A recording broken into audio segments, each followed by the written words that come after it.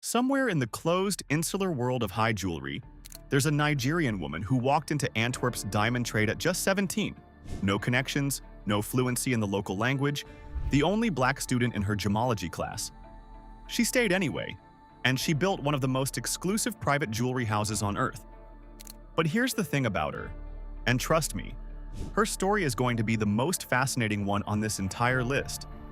You can't understand how she ended up at the very top without seeing the world she rose through. A world of designers carving Malcolm X and Harriet Tubman into four-finger gold rings, custom diamond pieces running $50,000, and brands so exclusive the ultra-rich treat them like a secret password. So before we get to her, the quiet queen of the whole game, a single one of her custom necklaces valued near £2 million, we're counting up through 14 black-owned jewelry houses that only get crazier as we climb. And by the time we reach number 1, you'll understand exactly why she sits alone at the summit. Let's start at number 15. Number 15. White Space Jewelry. Let's begin with a brand whose owner has a very interesting backstory. Khadija Fulton went to Parsons, which is one of the most competitive design schools in the world, where she spent years working inside major fashion companies, learning how the industry actually operates, and then walked away from all of it to build something on her own terms. Today, White Space Jewelry carries that energy in every piece it produces. Disciplined, considered, and completely unbothered by trends. The brand's philosophy is elegant simplicity. Pearl drop earrings, diamond cluster studs, gemstone pieces that feel like they've always existed and always should. The Pearl Harvest collection in particular has built a devoted following among customers who want fine jewelry that works everywhere instead of just at events. Prices run from around $200 for gold-fill pieces up to $3,000 for 14-karat gold with diamonds, which puts Fulton squarely in the fine jewelry category without the attitude that often comes with it. What's interesting about White Space is how deliberately it resists the urge to be loud. The tagline, elegance, integrity, versatility, sounds quite understated for an industry that rewards spectacle. But that restraint is the entire point of this brand, since it makes it extremely exclusive and difficult to access. Fulton is building a brand around the idea that the best jewelry doesn't compete with the person wearing it, it completes them. And for customers who've grown tired of jewelry that announces itself before they've walked into the room, White Space is a genuinely welcome alternative. Number 14. Made by Malia. Malia Garrett studied accounting. Then she designed one pair of earrings, put them on Instagram, and realized she'd found something that accounting was never going to give her. An audience that immediately got attracted to what she was doing and wanted more of it. Made by Malia launched in 2018 from that single design and has grown into a brand generating over $1 million in annual sales, with pieces regularly selling out on launch day and showing up on resale platforms at above retail prices. The jewelry sits in the semi-fine category: gold plating, cubic zirconia, some real gold and stone, with prices between $30 and $300. And the aesthetic is playful and bold without crossing into costume territory. Large hoops, sculptural chain-link bracelets, dangly charms that have a very specific, confident energy to them. In 2021, Malia was named a finalist for the Tiffany and CFDA Jewelry Designer Award, which is the kind of recognition that puts you in a room with the most established names in the entire industry. Kandi Burruss has worn her pieces. So has Danny Lee. The brand has been featured in Teen Vogue and Essence. And Malia herself was named to Forbes' Next 1000, which is Forbes' list of the most promising entrepreneurs in America who haven't yet crossed the mainstream radar. She's crossing it now. Number 13. Aziza Handcrafted. Aziza Abdullah discovered metalsmithing through a workshop, which is not the typical origin story for a fine jewelry designer. And everything about her brand reflects that unconventional entry point in the best possible way. Based in Brooklyn, Aziza makes handcrafted statement jewelry, steel, silver, and gold-toned pieces with a bold, androgynous, almost architectural energy.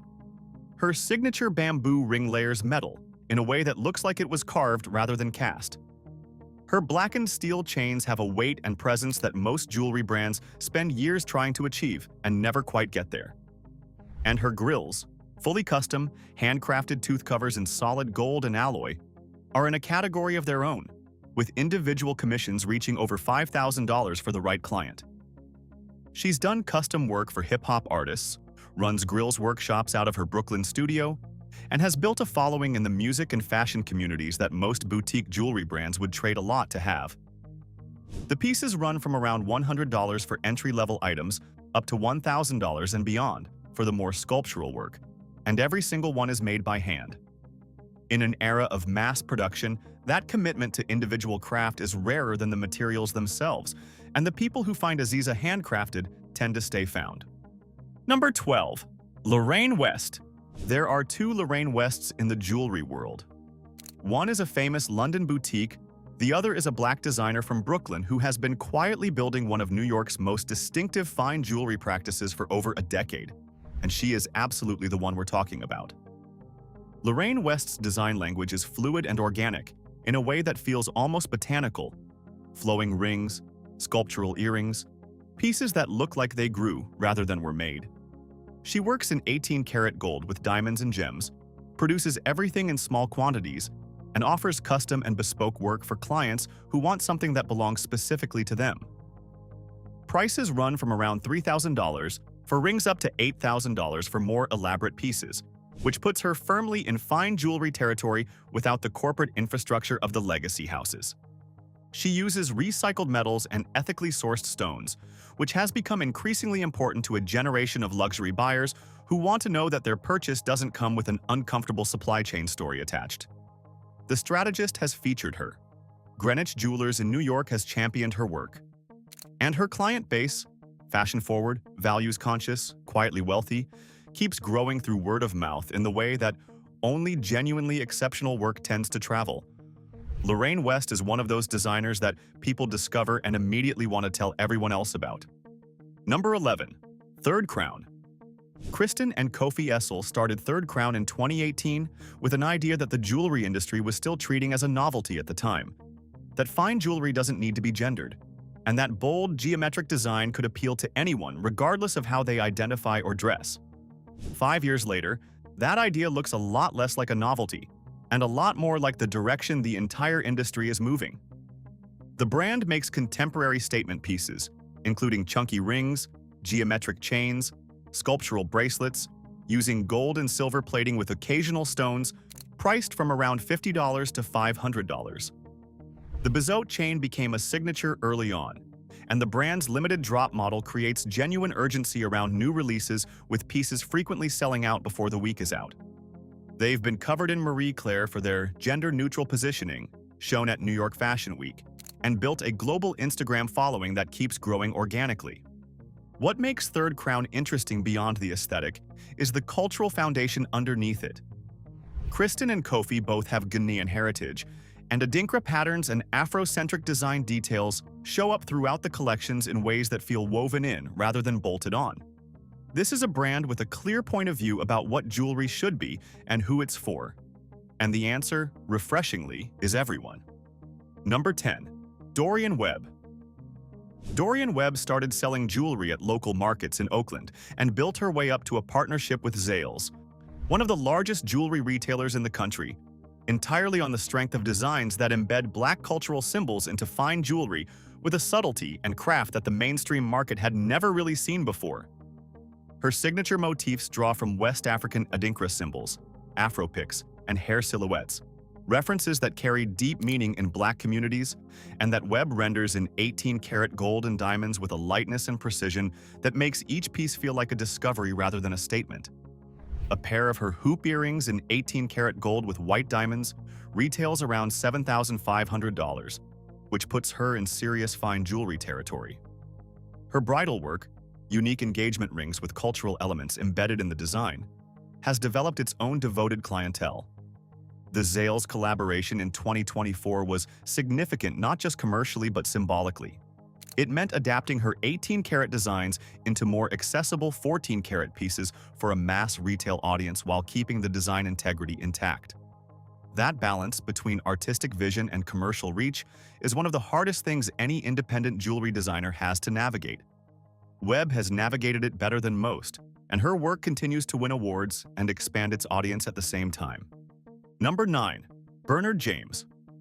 Bernard James grew up in Brooklyn and put that upbringing directly into his jewelry, not as a marketing angle, but as genuine design DNA. His collections reference botanical forms, urban landscapes, and personal stories in ways that make each piece feel like it's carrying something beyond its materials. Working out of Brooklyn in 18-karat and 14-karat gold, sterling silver, diamonds, and leather, James produces handcrafted pieces with plant motifs, sunflower rings, vine earrings, sculptural cuffs, that occupy a genuinely unusual space between fine jewelry and wearable sculpture. His Flora collection and the Crushed Link series both demonstrate a range that most designers twice his profile would struggle to match. Prices run from around $300 up to $5,000, with custom engagement and wedding jewelry and personalized engraving available for clients who want something built specifically for a moment in their lives. The brand has been featured in Essence and championed by independent press that covers Black design with the seriousness it deserves. His pieces have appeared in luxury boutiques and online retailers that stock fine jewelry with genuine curatorial standards. Bernard James is the kind of designer that serious jewelry collectors find and then quietly tell their inner circle about, because the work is good enough to want to keep it to themselves for a little while before the rest of the world catches up. Number 8. Almasika. Catherine Sarr worked at De Beers, which is one of the most powerful diamond companies in the history, before leaving to launch her own brand. Which means when she talks about ethical sourcing, responsible supply chains, and what fine jewelry could be doing differently, she's speaking from the inside. She knows exactly what the industry looks like behind the curtain. Almasika launched in 2014 with a cowrie shell-inspired collection called Le Cowrie and Diamante, which debuted at Colette in Paris, and immediately announced that this was not an ordinary indie jewelry brand. Sarr works in 18-karat gold with responsibly sourced diamonds and gems, drawing from West African Adinkra symbols, spiral forms, and cultural narratives that give the pieces a depth that most luxury jewelry houses simply don't have access to. Medallion necklaces run around $3,000 to $5,000. Custom collars and diamond pieces can reach $20,000 and beyond. The brand is stocked at Holt Renfrew, Neiman Marcus, and select boutiques in Asia, which is a distribution footprint that most independent jewelry designers spend decades trying to build. Sarr built it in under 10 years by making jewelry that earns its place in those contexts without apology. This is what it looks like when someone with deep industry knowledge decides to use that knowledge to build something that the industry itself hasn't managed to create. Number 7. Scholola Branson. Scholola Branson describes his work as future artifacts, a phrase that sounds like it could be pretentious coming from someone whose work didn't actually back it up. But Branson's work backs it up completely. Based in London, he makes 18-karat gold fine jewelry with satin finish textures, mosaic gemstone settings, and asymmetric designs that feel genuinely unlike anything else in the contemporary jewelry market. His chunky gold hoops and sculptural cuffs have a weight and confidence to them that photographs beautifully but lands differently in person. These are pieces that feel significant when you hold them. A single bracelet or ring can run from £5,000 to £10,000. And in 2023, he released an 18-karat gold and diamond ring priced at $34,000 that sold to the kind of collector who buys jewelry the way other people buy art. He's stocked at Browns in London, one of the most consistently respected fashion retail destinations in the UK, and has been covered by Forbes as an emerging brand to watch. Singer Sho Majosi has worn his pieces. Stylists pull from his collections for magazine shoots. He's done pop-ups in Paris and shown his work in contexts that put him alongside designers with significantly larger profiles and longer histories. Scholola Branson is one of those rare designers who arrived with a fully formed vision and has been executing it with increasing precision ever since. Number 6. Johnny Nelson. Johnny Nelson grew up in England, moved to Brooklyn, and started carving the faces of Black icons into four-finger rings. Malcolm X, Harriet, Tubman. Historical figures whose images, rendered in gold and set with diamond eyes, turn a piece of jewelry into something that carries a completely different kind of weight than a gemstone does. His pieces are handcrafted in precious metals, gold-plated and solid silver, with each four-finger ring retailing around $3,000 and earrings and pendants ranging from $500 to $2,000. The custom portrait commissions, where clients can request specific historical or personal figures carved into their jewelry, add a level of personalization that puts the work in a genuinely different category from anything being produced in the mainstream fine jewelry market. Limited editions run to as few as 50 pieces, which means owning a Johnny Nelson ring is inherently rare. Offset wore one on stage. Hip-hop artists across Brooklyn and beyond have been spotted in his work. He was featured in a 2020 JCK interview, JCK being the most established trade publication in the jewelry industry, in which he talked openly about embedding Black empowerment directly into his designs as an intentional, non-negotiable part of the creative process. Nelson has been recognized by the Black in Jewelry Coalition, which is the industry's most significant organization for Black designers, and his work continues to find its way to collectors and artists who understand exactly what they're holding when they pick up one of his rings. Number 5. Aurelia and Pierre. Amokai. Audere built Aurelia and Pierre in London with a focus she describes as dualities, the tension between color and diamonds, heritage and modernity, African roots and European luxury craftsmanship. The name itself means gold and stone, which tells you exactly what you're getting before you've seen a single piece. The brand produces high-end fine jewelry with colored gemstones at the center, tourmalines, sapphires, emeralds, set in 18-karat gold by artisans in Italy, with prices running from around $3,000 for rings up to $30,000 and beyond for one-of-a-kind pieces from the Color and Brilliance collection.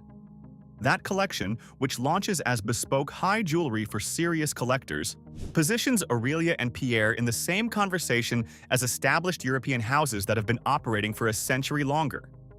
The brand broke into international press around 2021 and 2022 with features in Harper's Bazaar Hong Kong, Tatler, and New York Magazine, all publications with extremely high standards for what they cover in the jewelry space. Adede's story, which includes genuine Nigerian royal heritage, generated significant publicity on its own, but the jewelry has proven more than capable of sustaining the interest that the story initially created. This is a brand that arrived fully formed into one of the most competitive markets in luxury and immediately started being taken seriously by the people who set the standards.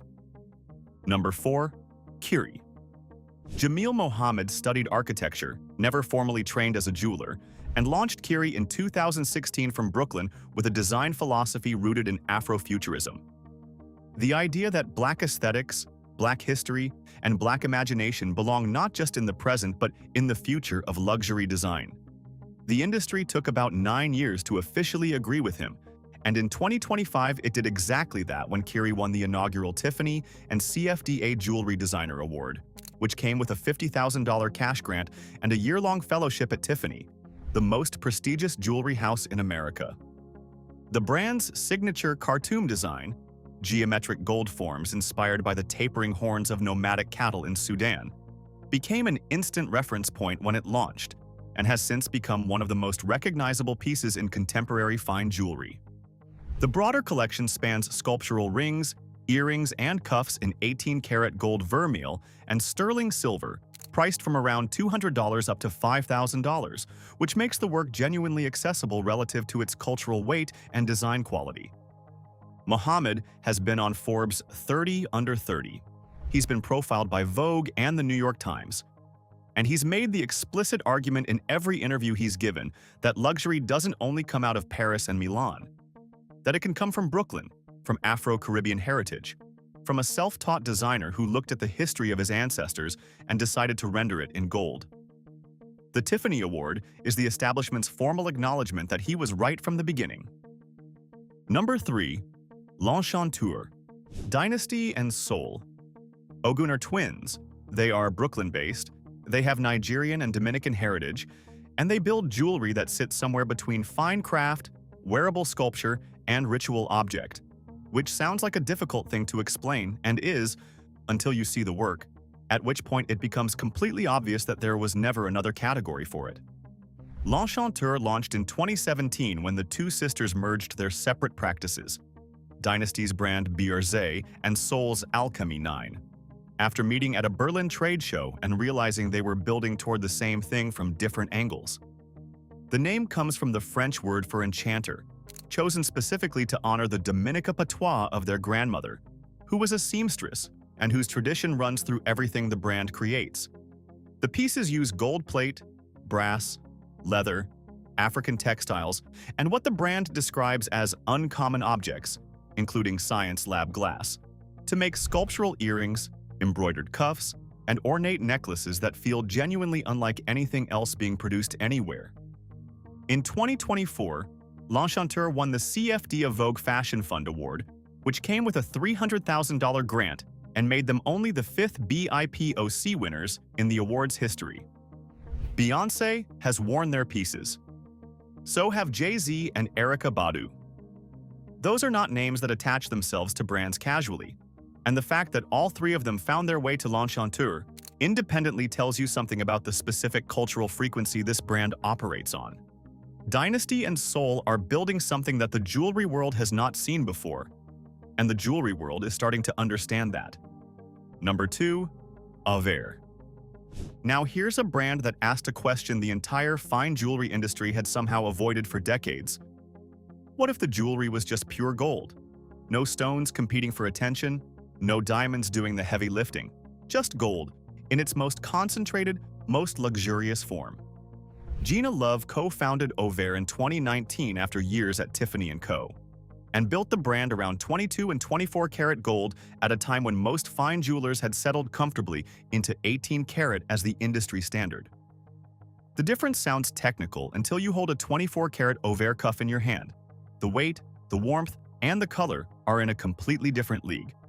A single cuff runs between $5,000 and $10,000, and some pieces have waiting lists among collectors who understand exactly what they're paying for.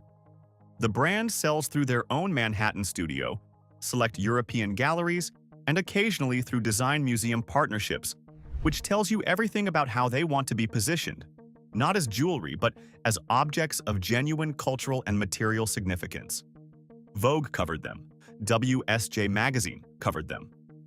And R&B artists have been quietly spotted in their pieces because 24 karat gold has an Afrocentric resonance that doesn't need explaining to the right audience. Auvere didn't reinvent jewelry. They just went back to what gold always was. Number 1. Thelma West Diamonds. We're at the summit now, and trust me, this one is going to be the most fascinating story of the entire list. Because while most brands want you to know they exist, Thelma West Diamonds is perfectly comfortable if you don't know about it. Its founder, Thelma West, was born in Lagos, Nigeria, where jewelry wasn't just decoration. In Nigerian households, fine jewelry functions as savings, inheritance, emergency capital, and generational wealth all at once. That understanding of what a piece of jewelry actually became the philosophical foundation of everything she built later. At 17, she moved to Antwerp, Belgium, which is one of the historic centers of the global diamond trade and also one of the most closed, insular industries on Earth. The trade runs on family lineage, inherited trust networks, and multi-generational insider relationships. West walked in as a young Black African woman with no industry connections and no fluency in the local languages, and she was the only Black student in her gemology class. She stayed anyway, trained professionally in diamond grading, sorting, sourcing, valuation, and wholesale trading, and came out the other side with a level of technical expertise that most jewelry designers simply never develop because they come from the design side rather than the stone side. That upstream knowledge is her biggest competitive advantage. She doesn't just design jewelry, she understands diamond economics well enough to identify undervalued stones, predict resale desirability, and optimize cuts before the broader market has caught up. Forbes described her strategy as finding stones with an edge. What that actually means is investment arbitrage inside the gemstone market, which is a completely different conversation than what most luxury jewelry brands are having. The business structure reflects that sophistication. There's Thelma West Diamonds, the visible luxury house producing bespoke, one-of-a-kind high jewelry. There's Urawa Diamonds, her wholesale and private dealing operation working directly with investor-grade stones and high-net-worth clients. And she built out her own gemological grading infrastructure after getting frustrated with slow external certification systems. which is extraordinarily rare for an independent jeweler and gives her control over the authentication process that almost nobody else at her scale has. Her client base is tiny by design. At one point, she was reportedly working with fewer than 50 clients, around 12 of whom were investment-focused buyers. That sounds modest until you consider that a single custom necklace from her house has been valued near £2 million. So this is not a volume business. It is a trust business, built on referrals, discretion, and repeat relationships with people who understand exactly what they're buying. Rihanna wore her rebel black ring publicly at Essence covers, editorial shoots, and particularly at the 2021 Met Gala. Zendaya has worn her work. Her pieces appeared in Sotheby's Brilliant and Black exhibition, which positioned her not just as a designer, but as part of luxury cultural history. Vogue, Forbes, Harper's Bazaar, and Essence have all covered her. And yet the brand remains deliberately, strategically quiet. Because in ultra-high jewelry, the less public the house feels, the more elite it actually becomes. Thelma West figured that out before quiet luxury was a trend. She's been living it since Antwerp, and that a wrap on 15 black-owned jewelry brands. Only the ultra-rich know exist. From a Brooklyn metalsmith carving Harriet Tubman into gold rings, to a Senegalese-French designer building cowrie shells in 18-karat gold, these 15 brands are not waiting for the jewelry industry to make room for them. They are building rooms of their own, and the results are genuinely extraordinary. Which one are you reaching for first? Drop it in the comments. And for more deep dives into the brands and founders shaping black luxury from the ground up, stay locked into Black Status.